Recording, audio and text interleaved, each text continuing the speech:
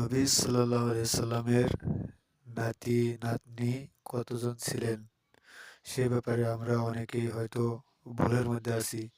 তো মুফতি আরিফ বিন হাবিব সাহেবের কাছ থেকে আমরা বিস্তারিত জানবো ইনশাআল্লাহ। তো নবীর নাতি কয়জন? নবীজির নাতি কয়জন? পাঁচজন। তা আপনারা তো দুইজন নিয়ে খালি খালি আল্লাহ খান, বাকি পাঁচজনকে ভালোবাসবে কে? নবীজির মেয়ে কয়জন? চারজন।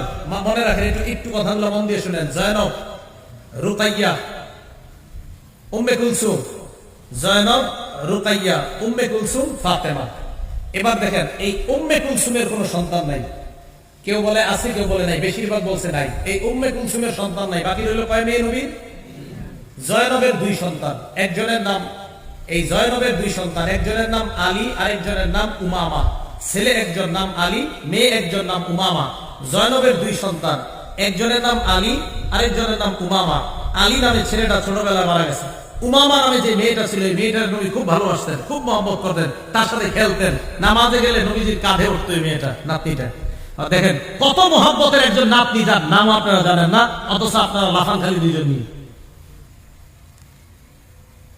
তাহলে নবীজি দুইজন নাতি, একজন নাতি আর একজন নাতনি পাইলাম।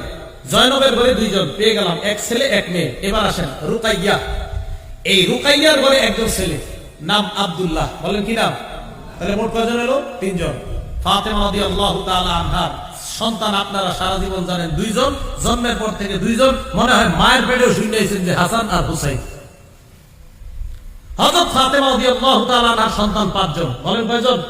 পাঁচজন। বলেন হাসান, বলেন হুসাইন, মুহসিন, জয়নব, উম্মে কুলসুম। ওই দুই বোনের নামে নাম রাখছে নিজের দুই মেয়ের নাম। হযরত ফাতেমা তার দুই বোনের নামে নিজের মেয়ের নাম রাখছে। তাহলে হযরত ফাতেমার পাঁচজন সন্তান, হাসান, হুসাইন, মুহসিন, জয়নব, উম্মে কুলসুম। জয়নবের দুই সন্তান, ওই নবীজির মেয়ে জয়নব, একজন ছেলে একজন মেয়ে, সাতজন। রুকাইয়ার এক সন্তান, এই হলো মোট আটজন। পাঁচজন নাতি, তিনজন নাতনি। আমরা নবীর নাতি নাতনি সবাইকে মহব্বত করি, শুধু দুইজনকে না। একদল মানুষ শুধু দুইজনকে মহব্বত করে, আমরা সবাইকে মহব্বত করি। অতএব ভালোবাসার বেশির দাবিদার আমরা, তারা না। কথা মনে থাকবে তো?